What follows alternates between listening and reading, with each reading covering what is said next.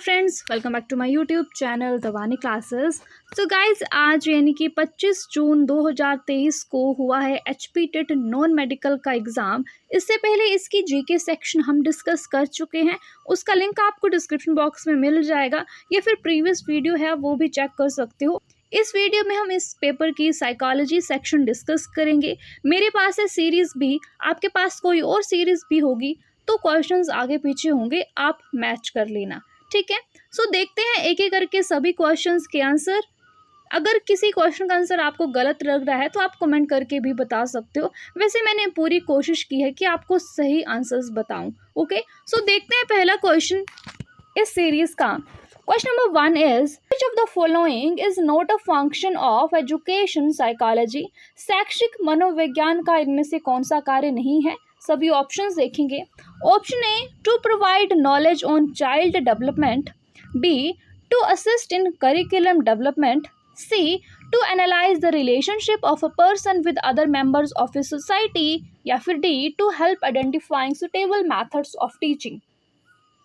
So option A जो है वो है to provide knowledge on child development. So education psychology का ये काम है कि चाइल्ड डेवलपमेंट के बारे में नॉलेज देना। जो दूसरा ऑप्शन है वो कहता है कि करिकुलम डेवलपमेंट में भी अपनी सहायता देना। सो ये भी सही है।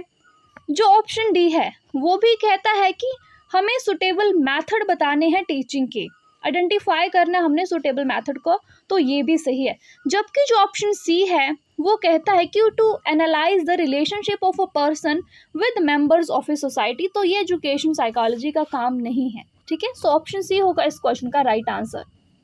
नेक्स्ट क्वेश्चन है हमारा, mental age and chronological age of a student are 8 and 8 respectively, then his IQ will be. कोई स्टूडेंट है, उसकी जो मेंटल एज है वो भी 8 है और उसकी जो क्रोनोलॉजिकल एज है वो भी 8 है, तो उसका IQ कितना होगा। मैंने बहुत बार आपको बताया है कि इस तरह से क्वेश्चन आपसे पूछे ही जाते हैं IQ के। सो जिन बच्चों ने वीडियो देखी होगी उन्होंने इस क्वेश्चन का आंसर बिल्कुल सही किया होगा। सो फॉर्मूला था हमारा mental as divided by chronological S multiply by 100, ठीक है। 8 से 8 और हमारा जो IQ आ गया वो आ गया 100। सो जो एवरेज IQ होता है किसी भी इंडिविजुअल का वो होता है 90 to 110 के बीच।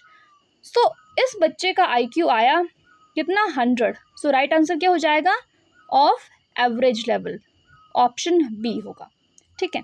Next one, an essential aspect of all learning is. सीखने के लिए अनिवार्य पहलू क्या है, imitation, emotion, motivation, stress. So ये है मोटिवेशन, ऑप्शन सी, मोटिवेशन बहुत इंपॉर्टेंट है। Next one, dash is not an element of creativity. Creativity का एलिमेंट इनमें से क्या नहीं है, memory, fluency, flexibility, originality. So it is memory, option A. Next question, question number 5, cause effect relationship is studied through which of the following method. Observation method, clinical method, case study method, experimental method. So it is experimental method, option D. Next question, unusual repetition behavior and or a tendency to engage in restricted ranges of activities are the symptoms of। व्यवहार की असामान्य पुनरावृत्ति या सीमित गतिविधियों में संलग्न होने की प्रकृति किसके लक्षण है, तो ये है ऑटिज्म के लक्षण, स्वलीनता के। Next one, when the conscious mind of a person is focused on some object और activity it is called as attention, reasoning, imagination या फिर क्रिटिकल थिंकिंग। सो इसको कहते हैं अटेंशन, अवधान।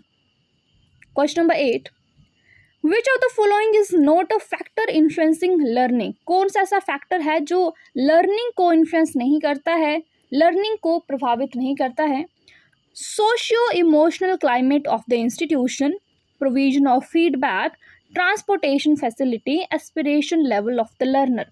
सो सोशियो इमोशनल क्लाइमेट इंस्टीट्यूशन का भी हेल्प करेगा, affect करेगा। फीडबैक का प्रोविजन भी अफेक्ट करेगा, एस्पिरेशन लेवल ऑफ लर्नर ये भी अफेक्ट करेगा, जबकि जो ट्रांसपोर्टेशन फैसिलिटी है उसका कोई रोल नहीं है इसमें। So right answer is option C. Next question, which of the following statement is true about human development. Human development के बारे में कौन सा कथन सत्य है। A, human development is natural process, human development is possible without growth, human development is completed by maturity, human development is quantitative। so human development जो है वो एक नेचुरल प्रोसेस है। राइट आंसर होगा ऑप्शन ए, क्योंकि जो option B है उसमें कहा है कि विदाउट ग्रोथ के पॉसिबल है, तो ऐसा बिल्कुल नहीं है। ग्रोथ और डेवलपमेंट दोनों साथ साथ में चलते हैं।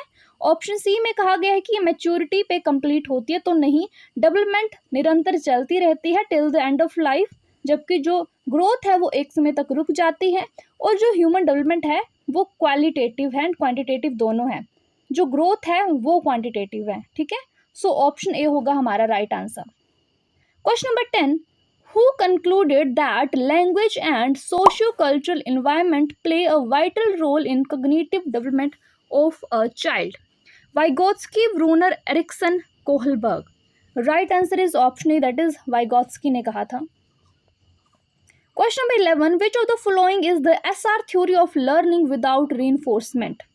Thorndike's trial and error theory, Skinner's operant conditioning theory, Hull's reinforcement theory, या फिर पैवलोव की classical conditioning theory. So right answer is option D, that is Pavlov's classical conditioning theory, ठीक है। नेक्स्ट क्वेश्चन है हमारा, Kohs block design test of intelligence is a type of individual verbal test, individual performance test, group verbal test, group performance test. So it is individual performance test, option B. Question number 13. According to Kohlberg, a child passes through how many stages of moral development?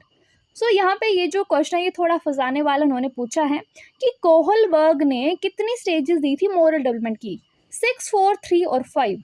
So Kohlberg ने कितने level दिए थे, 3 level दिए थे उन्होंने, और हर level के under 2-2 stages थे, यानी कि टोटल कितनी स्टेजेस, 6 स्टेजेस, ठीक है। सो बच्चे यहाँ पर कुछ गलत करके भी आए होंगे। 3 लेवल के अंदर 6 stages, option A. Next question, according to पियाजे, in which stage a child begins to acquire vocabulary? Sensory motor, pre operational, concrete operational, formal operational. So pre operational stage जो थी 2 से 7 वर्ष, उसमें बच्चा वोकैबुलरी को एक्वायर करता है, ऑप्शन बी।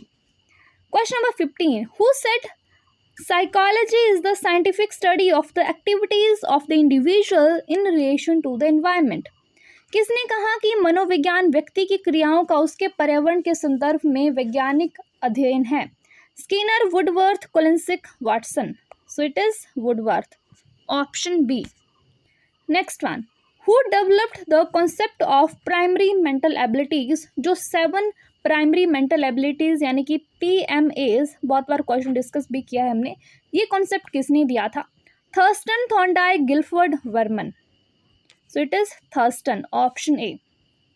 डिस्ग्राफियाइज्म, ये भी मैंने बहुत बार बोला था कि जो लर्निंग डिसेबिलिटीज है उनमें से पक्का क्वेश्चन आता है, तो क्वेश्चन आ गया। डिस्ग्राफिया, ग्राफिया मतलब राइटिंग, डिस मतलब कोई disorder, so writing disorder, option C.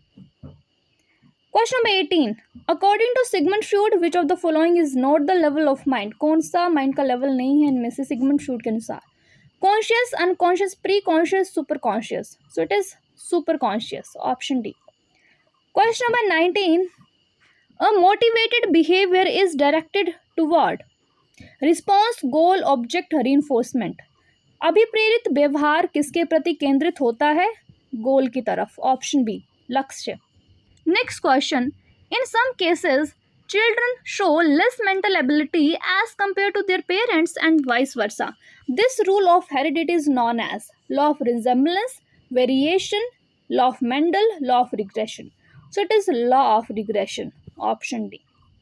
Next one, a student always get 2 toffees after writing 10 correct lines. It is an example of continuous reinforcement, partial reinforcement, fixed interval reinforcement और fixed ratio reinforcement. So it is fixed interval reinforcement. Fix interval है कि उसको 2 टॉफियां मिलेंगी हर 10 सही line लिखने के बाद। Question number 22, which school of psychology accepts psychology as a science of consciousness?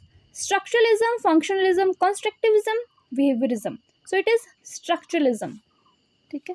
Question number 23, who propounded social learning theory? Social learning theory किसने दी? हर बार थ्योरीज में से क्वेश्चन पूछा जाता है, सो जिनका भी एग्जाम नहीं हुआ है वो मेरी थ्योरीज वाली वीडियोस देख लेना, ठीक है।